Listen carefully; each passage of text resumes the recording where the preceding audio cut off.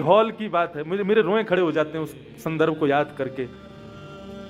कंसल परिवार ने कथा कराई थी, पहली कथा बद्रीनाथ में। भीष्म पितामह के प्रसंग को गा करके मैं जैसे ही मंच से उतरा, एक पंडित जी आए, उसी परिवार के पुरोहित थे, और आकर के निवेदन करने लगे, महाराज जी जैसे भीष्म पितामह ने ठाकुर जी को देखते हुए प्राण त्याग दिए ना, मैं भी ऐसे ही त्यागना चाहता हूँ, आप कृपा कर दो, हाथ रख दो कि मेरे ऐसे ही प्राण निकले। अब मैंने कहा कथा में भाव आ जाता है, लोग कुछ भी बोलते हैं। मैंने कहा अरे भैया ऐसा क्यों सोचो, सब बढ़िया। नहीं नहीं नहीं, नारायण सामने बैठे, गंगा का तट है, बद्रीनाथ है, कथा चल रही है, यहां पर बहने वाली हवा भी वैकुंठ से आती है, साधारण नहीं है। मुझे वापस घर नहीं जाना, आप कृपा करो मेरे यहीं प्राण निकले। अरे मैंने कहा भाई ठीक है, चला गया। वो बंदा रात भर सोया नहीं उस दिन।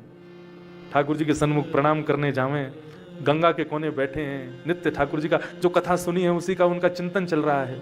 रात्रि में भोजन नहीं पाया, सब लोग पूछने क्या हो गया, बोले कुछ नहीं, बस रोने लग जाते। बोले ठाकुर जी ऐसा लग रहा है कि बस अब प्राण निकल जाए, अब जीवन का सब कुछ यहीं समाप्त हो जाए। तीसरे दिन की कथा थी जब ये बात हुई, और चौथे दिन की कथा, चौथा दिन सुबह 5:30 बजे यहीं रुका था मैं। हमारे यजमान दौड़े दौड़े आए, महाराज जी। मैंने कहा हमारे पंडित जी के प्राण निकल गए।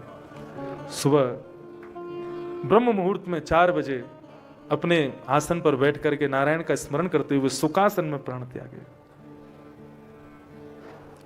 हम निश्चित करते कब हैं? इच्छा मृत्यु तो हम सबको प्राप्त है, लेकिन उस मृत्यु की इच्छा कैसी हो, वो मृत्यु कैसी हो, हम करते कब हैं?